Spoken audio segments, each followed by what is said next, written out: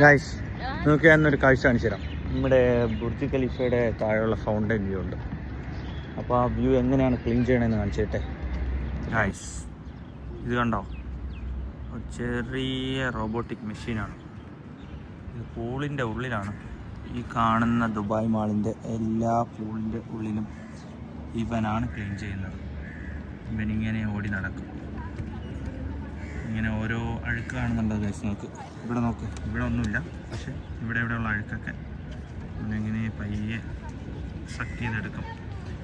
അതെടുക്കുന്നതെല്ലാം use വഴി നേരെ ഉള്ളിലോട്ടൊക്കെ പോകും. അപ്പോൾ എവിടെയാണോ നന്നായിട്ട് ക്ലീൻ ചെയ്യേണ്ടത് അവിടെ കുറേ ടൈം നിൽക്കും.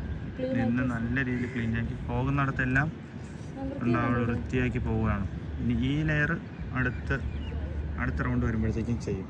അപ്പോൾ ഇങ്ങനെയാണ് ചെയ്യുന്നത് മൊത്തത്തിൽ. ഓൾമോസ്റ്റ് ഇവിടെ നിന്നൊക്കെ ചെയ്ത് വന്ന് ഇവിടെയൊക്കെ എല്ലാം കുറച്ച് ക്ലീനാണ്, ഓൾമോസ്റ്റ് ക്ലീനാണ്, കുറച്ചൊക്കെ ബാലൻസ് ഉണ്ടെന്നുള്ളൂ. പക്ഷെ എന്നാൽ ടെക്നോളജി വളർച്ച.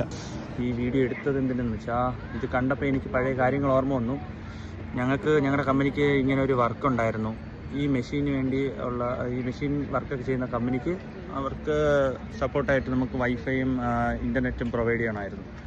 അപ്പോൾ നമ്മളത് പ്രൊവൈഡ് ചെയ്തിട്ടുണ്ടായിരുന്നു. അപ്പോൾ അന്ന് ഞാൻ വന്ന വഴിയും ഈ ഏരിയയൊക്കെ കണ്ടപ്പോൾ എനിക്ക് ഒന്നുകൂടെ ഈ വീഡിയോ എടുക്കണമെന്ന് തോന്നി. നമുക്ക് ഈ മെഷീൻ വർക്കാവുന്നത് തന്നെ വൈഫൈയിലൂടെയാണ്. വൈഫൈ നമ്മൾ ഈ കുറേ ഏരിയകളിലായിട്ടൊക്കെ വച്ചിട്ടുണ്ട്. ആ വൈഫൈ കറക്റ്റായിട്ട് കിട്ടിയാൽ മാത്രമേ ബുർജ് ഖലീഫയുടെ താഴെ ഒരു ഓഫീസുണ്ട്. ആ ഓഫീസിൻ്റെ ഉള്ളിൽ ഫുള്ളും സ്ക്രീനൊക്കെ വെച്ച് അതിനകത്ത് കുറേ ഓപ്പറേറ്റർമാർ ഇരിപ്പുണ്ടാവും. അവർക്ക് കറക്റ്റായിട്ട് കാണാൻ പറ്റും. നമുക്ക് അതിൻ്റെ ഉള്ളിലെ വീഡിയോസൊന്നും എടുക്കാൻ പറ്റത്തില്ല, കാരണം അത് ഭയങ്കര റെസ്ട്രിക്റ്റഡ് ഏരിയ ആണ്.